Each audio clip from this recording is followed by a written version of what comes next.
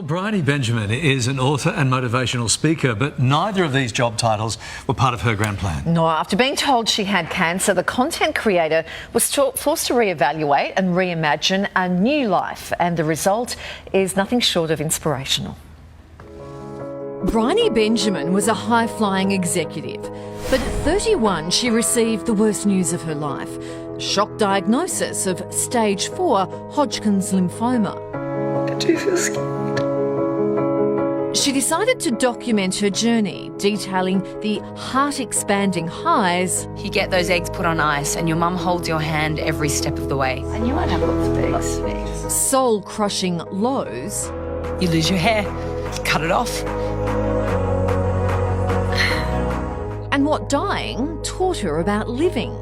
You feel grateful every day you wake up not feeling sick. You feel grateful just to be here on this day, to get one more day. Fortunately, Briony went into remission. You can't believe it. You're out the other side. And that video went viral, landing her a publishing deal. Briony's new book serves up practical ways to overcome setbacks, supercharge your resilience, and pick up the pieces when things go pear-shaped.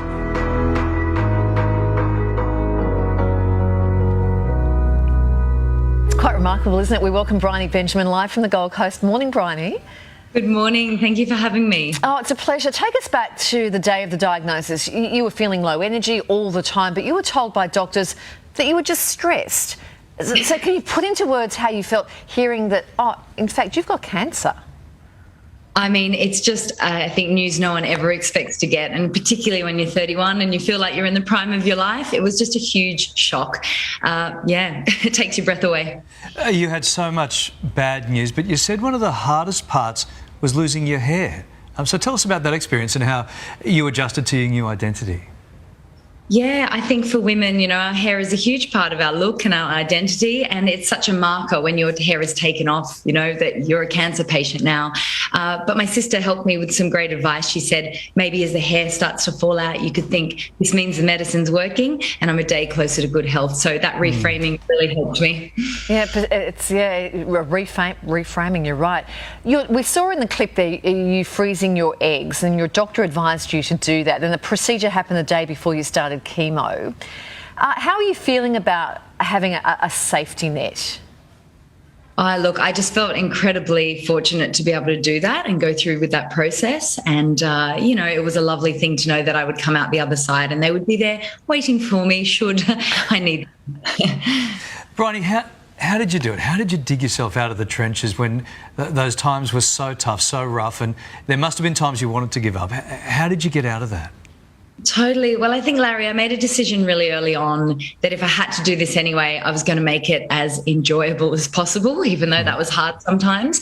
But I also allowed myself to sit in it and really accept early on what was happening and feel what I was feeling and feel sad. You know, you don't have to force the positivity, but then just, working on a plan to go forward and just get through it. Okay, so you decided to do that. It looks like you did that very successfully, and you've written this book. What are you hoping that people take away from it? Because it might not be cancer, it might be a divorce, it might be miscarriage, it may be some other loss. What is it that you want people to get out of this book, Briony? Yes, well, I think the title really sums it up. Life is tough, but so are you. You know, things are going to come and knock the wind out of you from time to time, or even just living in the uncertainty of COVID right now. But that message that you've actually got everything inside you that it takes to overcome what you're faced with. And I just hope this book gives people hope and that beacon that they will get through it. Yeah, not everyone sort of gets these plot twists or curveballs, right, where they're forced to reevaluate everything in their life. What is the biggest life lesson that you had to learn along the way? Something you didn't know before? Yes, well, I think, you know, we get this one precious body and so many of us don't look after it very well. So I think that's a really huge learning for me. And just, you know, surround yourself with wonderful people that are going to be there for you when times get tough. How are things now, Briony? Life's wonderful. I'm feeling really well. I'm very grateful to be here. Still dealing with some chronic fatigue, as lots of cancer patients do, but just finding the joy in every day and sitting with that. And it's been wonderful to turn this traumatic thing into something that can help other people. Yeah, and it will help so many other people. And we really appreciate your time, Briony. Lovely to talk to you. Thank you for having me. Okay, Briony's new book, Life is Tough, But So Are You. How to Rise to the Challenge When Things Go Pear-Shaped. It is out right now. Well, every year,